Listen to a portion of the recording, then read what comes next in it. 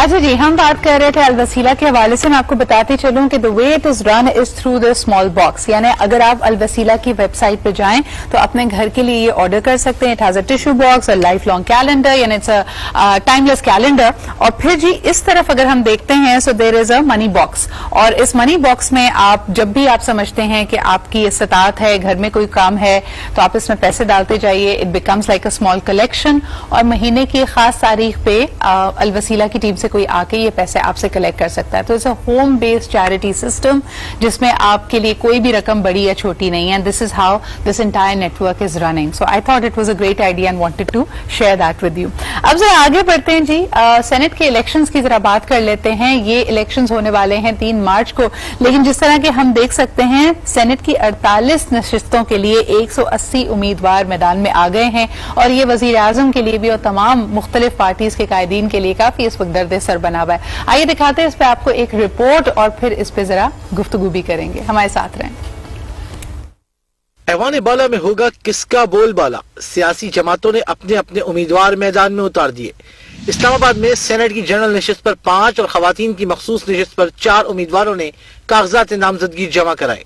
पंजाब की 11 नशिस्तों पर 29 ख्वाहिशमंद सामने आए। 7 जनरल नशिस्तों पर 21, खवातीन की 2 नशिस्तों पर 5 और टेक्नोक्रेट्स की 2 नशिस्तों पर 3 उम्मीदवार सेनेट में पहुंचना चाहते हैं।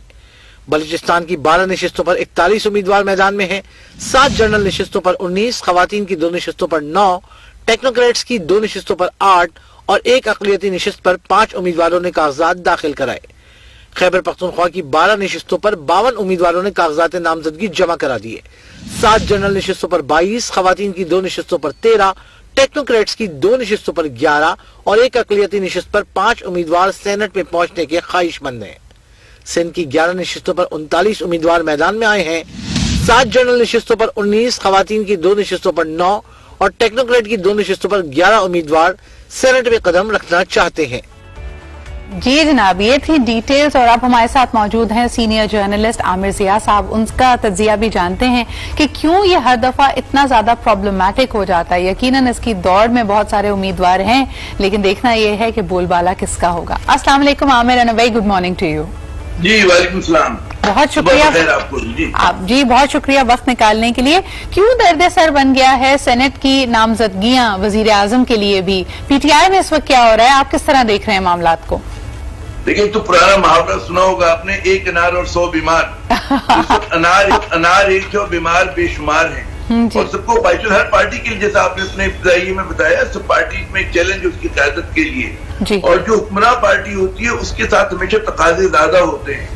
और जाहिर इसलिए इंतखाब जो आप देखें कि बहुत सारे लोग हैं जिनकी ख्वाहिश है कि जी सेनेट का टिकट मिले, उसमें वो लोग भी हैं कि जो पार्टी के पुराने कारकुन हैं, जुड़े हुए हैं पार्टी के साथ, वो लोग भी जो बाद में दाखिल होते हैं, टेक्नोक्रेट्स आते हैं, वो लोग हैं जिनके पास बहुत ज्यादा धन दौलत है, पैसा है।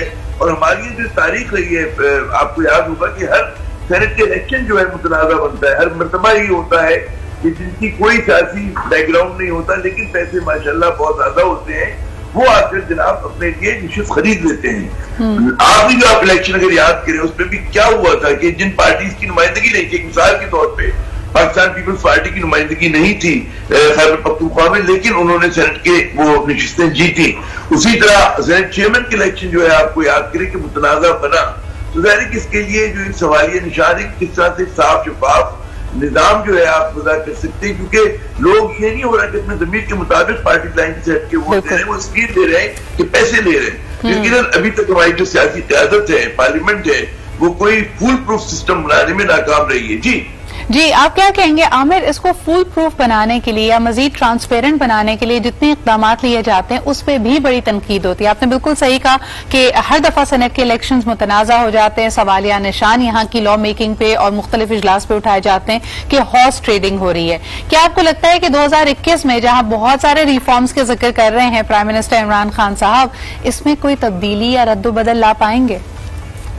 इमरान खान साहब की नीयत यकीनन नेक है, उन्होंने एक हाई मॉरल पोजीशन ली है, लेकिन उसके साथ इशू ये आ गया कि उन्होंने बहुत ही इंतखाबात से कहते हैं मुख्तसर, उनके पास वक्त ज्यादा नहीं था जब उन्होंने इस इस्लाहात का ऐलान किया। अगर वो इस अमल का ऐलान जो है 6-7 माह पहले करते, उसके लिए इत्तेफाक राय बनाते, तो मुमकिन था कि वो गालिबन आगे बढ़ के इस चीज को कर सकते थे। इसमें लेकिन डाउट है, क्योंकि इसमें खुलाफ से जो उनकी मोहब्बतें हैं उसमें आपको अंदाजा नहीं कि मिलकर ये कोई रिफॉर्म कर सकेंगे। अच्छा, अब कोशिश ये जो मामला हमारे यहाँ पार्लियामेंट में तय होने वो आप अदालत में लेके जा रहे हैं, उसमें अदालत क्या फैसला करती है ये भी एक सवाल के निशान है। आसान है तो ये कि या तो आप, अगर आपको करप्शन से निपटना है, खत्म करना है, तो या तो प्रोपोर्शनेट रिप्रेजेंटेशन सिस्टम लेकर आ जाए कि जिस पार्टी की जितनी नशिस्तें हैं उसके हिसाब से उसको सेनेट में कोटा मिल जाए। एक तरीका ये हो सकता है। दूसरा, जो वज़ीर आज़म साहब कह रहे हैं कि जी एक ओपन बैलेटिंग हो, अच्छा ये भी एक तरीका हो सकता है। इसके अलावा तो और कोई मेरे ख्याल में क्या तरीका होगा ये सर गुजार के हमें सोचना चाहिए। लेकिन इस पे इख्तिलाफ की जमातें, जो लोग इसके बेनिफिशरीज हैं, वो तैयार नहीं होंगे, क्योंकि हुक्मरान जमात की अक्सरियत नहीं है, तो यानी कि 2/3 अक्सरियत नहीं है, तो अमेंडमेंट भी नहीं करा सकते। जी, तो आपको लगता है कि ऑन प्रिंसिपल जो आपने तजावीज दी हैं कि ओपन बैलेटिंग का जिक्र है, बाकी चीजें हैं, इसमें पीटीआई के अपनी नशिस्तों में कितनी इनको सपोर्ट मिलेगी इस तब्दीली के लिए? क्योंकि इस वक्त तो लगता है कि नामजदगियों का मामला ही इख्तिलाफ राय का बायस बन रहा है, इस पे भी चहमगोइयां हो रही हैं, लोगों ने कहा जी नहीं बंदर बांट हो रही है, ये तो मसाइल का एक अंबार है। एक जो मैं देखता हूँ कि मस्बत चीज है कि जब तनकीद हुई हुक्मरान जमात पर, तो उन्होंने जो है बलूचिस्तान में जो एक मुतराजा वो टिकट दिया था उसको वापस ले लिया, जो मेरे ख्याल बहुत अच्छी बात है। सही। उसी तरफ यहाँ पे तनकीद हो रही है हमारे सूबे सिंध में कि जी फैसल वाडा साहब को क्यों दे दिया, वो क्यों इतने प्यारे कि कौमी असेंबली की भी नशिस्त पे है और वो जनाब सेनेट का भी इलेक्शन है, वो क्यों उनकी डिस्क्वालिफिकेशन की बात हुई। तो ये क्यादत अगर ये कर रही है तनकीद के ऊपर और वो अपने आप को दुरुस्त करिए तो एक अच्छा अमल है। जी। अच्छा, फिर इमरान खान साहब के साथ एक चैलेंजिंग पोजीशन होगी कि वो कितनी कोशिश कर लेंगे जी सबको खुश कर सके, तो वो बड़ा एक मुश्किल काम होता है, वो हर पार्टी के लिए बड़ा मुश्किल काम है। आप नून लीग में देखिए, नून लीग में राजा ज़फ़रुल्लाह साहब जैसे जो सीनियर आदमी है कि जिन्होंने जब मुशर्रफ साहब का फौजी हुकूमत थी, उन्होंने जो है बड़े खड़े रहते अपनी गरीब खानदान की, उनको टिकट नहीं मिला। तो ऐसी कुर्बानियां यकीनन हर पार्टी में दी जा रही है, लोगों को हालांकि देने का मूड नहीं है।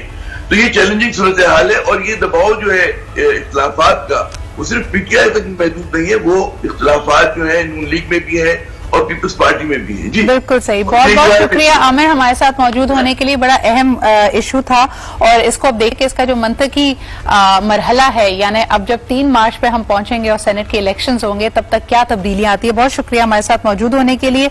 अब जरा आपको बताते हैं एक नई इनोवेशन के बारे में। क्लाइमेटिक चेंजेस आ रहे हैं, लेकिन जो अगर पाकिस्तान को और मुख्तलिफ ममालिक को फूड सिक्योर बनना है तो हमारे यहाँ फूड प्रोड्यूस जो वेस्ट हो जाती है उसको खत्म करने के नित नए इनोवेटिव तरीके हमें ढूंढने पड़ेंगे।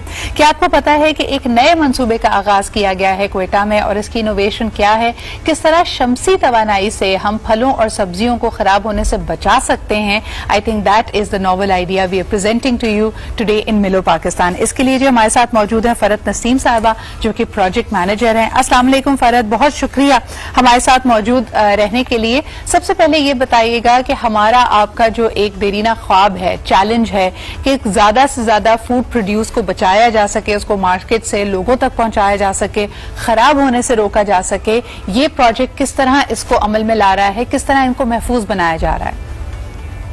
इसके लिए हमारे पास सोलर ड्रायर यूनिट मौजूद हैं जी, जिसमें ये तमाम खवातीन जो हैं वो इनको फलों और सब्जियों को धोती हैं जी, काटती हैं, सुखाने के लिए ये इसके अंदर जो ट्रे मौजूद है उसके ऊपर फैला देती हैं। सही। और ये तकरीबन 2 दिन में ये प्रोडक्ट ड्राई हो जाती है। और जिस तरह के हमने कहा कि जो लोग इंटरनेशनल क्यूजीन्स खानों के रस्सियां हैं उनको पसंद है, तो आप अक्सर सन ड्राइड टोमेटोज देखते होंगे। इस तरह मुख्तलिफ सब्जियों को आप इसी तरह करके उनकी जिंदगी को, उसकी शेल्फ लाइफ को बढ़ा सकते हैं। अच्छा, इस मंसूबे के पीछे क्या आइडिया था? How did you come about it? आप लोग क्या बायोकेमिस्ट्री का कोई बैकग्राउंड रखते हैं? किस तरह ये आइडिया आया? अच्छा, ये मैं बता दूं कि आइडिया तो नया नहीं है, आइडिया बहुत पुराना है।